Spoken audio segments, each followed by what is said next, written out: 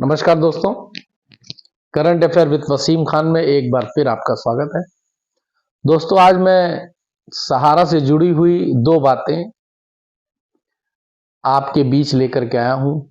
एक निवेशकों के लिए खुशखबरी है, दूसरी बैड न्यूज नहीं कह सकते क्योंकि माहौल ही ऐसा है और समाज में हर तरह के लोग हैं, तो ये चीजें आती जाती रहती हैं। और फिर जब कंपनी आप चला रहे हैं या कोई भी कंपनी चला रहा है तो इन सब चीजों को फेस करना ही पड़ता है।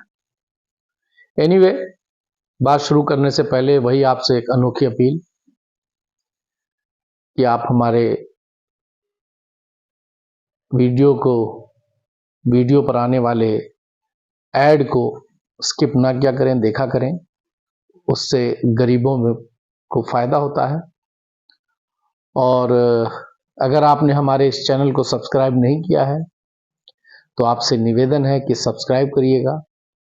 वीडियो अच्छा लगे तो लाइक करिएगा।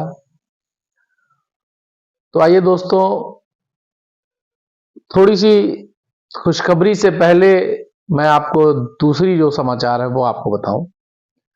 दूसरा समाचार बताना क्या है, आप जान रहे हैं कि कुल 14 लोगों पर एफआईआर सहारा के जो हुई थी, उसकी अग्रिम जमानत के लिए 30 हजारी कोर्ट में तारीख थी, लेकिन उस दिन किसी वजह से प्रबंधन के लोग नहीं पहुंचे और उसकी अगली सुनवाई 9 तारीख को यानी आने वाली 9 फरवरी को है।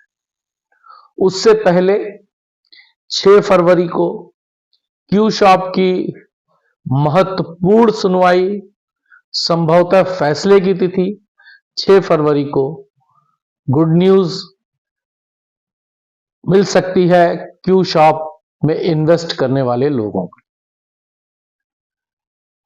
और सहारा प्रबंधन दोनों चीजों को फेस कर रहा है।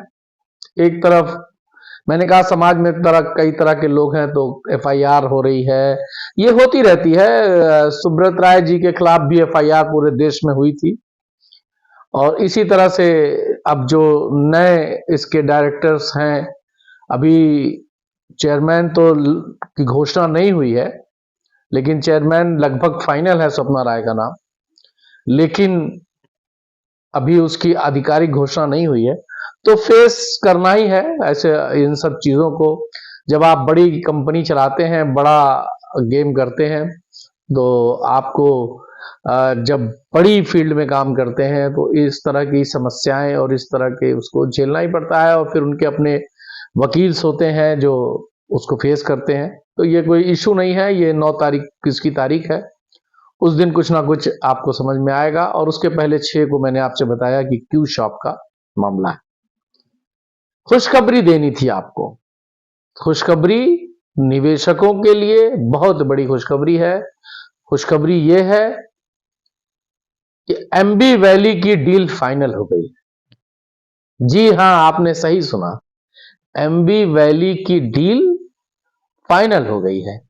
एमबी वैली 4.25 लाख करोड़ रुपए में उसका सौदा फाइनल हो गया है। और जो पोर्टल पर 86,000 करोड़ की जो लोगों की देनदारी का जो अपील आई थी, या जो आप कह सकते हैं कि जो क्लेम आया था, वो मूलधन का था। और अभी उसमें 50% तो मैं कह ही सकता हूं, 50% लोगों ने क्लेम किया ही नहीं। तो ऐसी सूरत में जो छन करके बात आ रही है और जो आंकड़ों के स्पेशलिस्ट हैं जो निकाल के ला रहे हैं कि वो लगभग 2.5 लाख करोड़, 2 से 2 क्या 2.25 से 2.5 लाख करोड़ के बीच की देनदारी सहारा की है, मैं ब्याज समेत विथ इंटरेस्ट। और 4.25 लाख में एमबी वैली की डील फाइनल हो गई है। अब आएगा मामला सहारा सेबी अकाउंट का। जो तय था कि ये बिकेगा तो 10% छोड़ करके सारा पैसा सहारा सेबी अकाउंट में जाएगा। इसी उसमें सरकार और सहारा प्रबंधन लगा है। ये जो पैसा डील से आ रहा है, जब डील फाइनल हो चुकी है, मैं अगले वीडियो में आपको यह भी बता दूंगा कि इसका खरीदार कौन है। लेकिन हो सकता है कि मेरे वीडियो बनाने से पहले ही आपको पता चल जाए कि एमबी वैली का खरीदार कौन है। कोई और नहीं, हिंदुस्तान के ही बहुत बड़े उद्योगपति हैं। डील फाइनल स्टेज क्या फाइनल हो चुकी है, और उस पैसे को जो 4.25 लाख करोड़ रुपए वापसी की बात हो रही है, मतलब एमबी वैली से मिलने वाला है, उस एक संपत्ति को बेच करके सहारा हिंदुस्तान के सभी वर्करों को, सभी जमाकर्ताओं को, निवेशकों को, हिंदुस्तान से बाहर, जो हमने एक बार आपसे बताया था कि हमारे पड़ोसी देश नेपाल के लोगों ने भी इन्वेस्ट किया है, माने सारे लोगों का पाई पाई वापस होने जा रहा है। डील फाइनल हो चुकी है। जल्द ही इसकी चीजें सब कुछ आपके सामने आ जाएगा। यह एक बहुत बड़ी खुशखबरी सहारा से जुड़ी और निवेशकों के लिए है। और जो एक छोटी सी बैड न्यूज, मैंने आपसे कहा कि समाज में हर तरह के लोग हैं, तो इस तरह की चीजें आती हैं। अब आइए थोड़ी सी बात कर लेते हैं कि लोग हमारे वीडियो पे कुछ कमेंट्स इस तरह के करते हैं कि वसीम साहब बातें अच्छी हैं, होता कुछ नहीं है। मैंने इसके पहले भी आपसे कहा था कि मैं पॉजिटिव सोच का आदमी हूं, और पॉजिटिव बात करने में और पॉजिटिव बातों को शेयर करने में ही सोच रखता हूं। बाकी रहा सवाल ये कैसे होगा, वो कैसे होगा, ये ऐसे है, वो वैसे है, तो इन सब चीजों सब हम ही कर लेंगे तो बाकी लोग क्या करेंगे। तो हमारा कहना है कि जो रिपोर्ट, जो सूचनाएं आ रही हैं वो आप तक शेयर की जाए।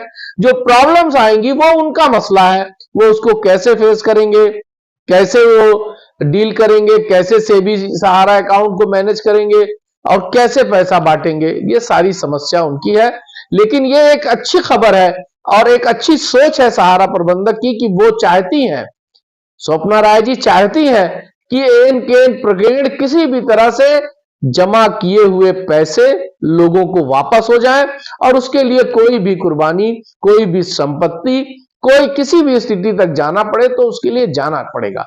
और इसमें और इस प्रकरण में सरकार भी जो है वो मदद कर रही है सहारा की। इसके पहले भी मैंने आपसे कहा था कि सरकार और सहारा का सामंजस्य बहुत अच्छा चल रहा है, और उसके कई उदाहरण भी आपको मैंने दिए थे। लेकिन सरकार और सहारा के सामंजस्य की देन है, जल्द ही आपको सुनाई देगा एमबी वैली। और मैंने बैंकिंग की बात की थी, वो भी प्रोसीजर लगभग फाइनल स्टेज पर है। अगले वित्त वर्ष में आप सहारा को बैंकिंग के रूप में बहुत जल्द देखेंगे। और फिर मेरी वही अनोखी अपील कि अगर आपने हमारे इस चैनल को सब्सक्राइब नहीं किया है तो सब्सक्राइब करिएगा, लेकिन इस पे आने वाले, इस नहीं मेरे सारे वीडियो पे आने वाले ऐड को कृपया स्किप ना किया करें, क्योंकि उसको आपको 2 मिनट, 5 सेकंड, 10 सेकंड, 20 सेकंड देने से किसी ना किसी का भला जरूर हो जाता है। और अगला वीडियो जल्दी ही आपको बताऊंगा। तब तक के लिए जय हिंद।